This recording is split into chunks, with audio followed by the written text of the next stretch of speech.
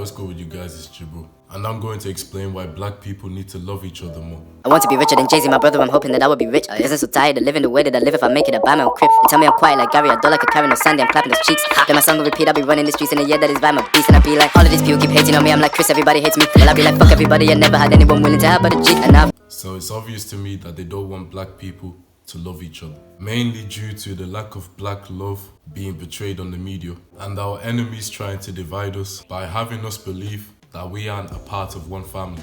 In fact, during slavery, black people weren't allowed to marry each other and would be penalized if their slave masters in particular found out that they were wedded. However, black slaves were still getting married in secrecy, whilst it was legal for white people to sexually exploit black slaves. They would also set black slaves free if they informed their slave masters about other slaves trying to set themselves free. So just like how black rappers are rewarded with a ton of cash and adulation for propagating black on black violence, irresponsible sex, and complete degeneracy to primarily a black audience, black slaves were literally rewarded freedom if they portrayed their own people by snitching on them to their slave masters. There's one real event in which a black woman was raped by 15 white men whilst her husband was lynched, as well as another real event in which a free black woman during slavery tells the story on how a black male slave had raped the free black woman, whilst a bunch of white men encouraged the black slave to keep going and taunted the black woman as she was being raped and never even dared to help her.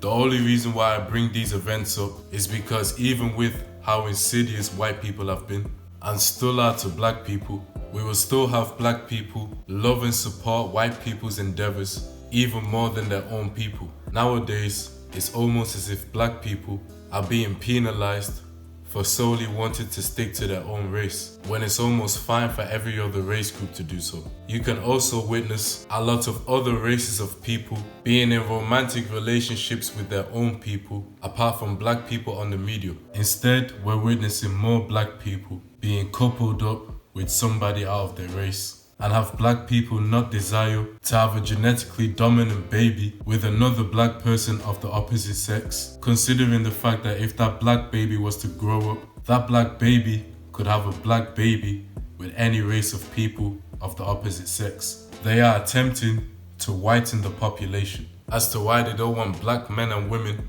to procreate with one another and have us become more attracted to lighter skinned people, such as white people. Black people could also conquer the world if we collaborated due to our potential and our greatness we embody. They have purposefully structured everything to have black people hate one another.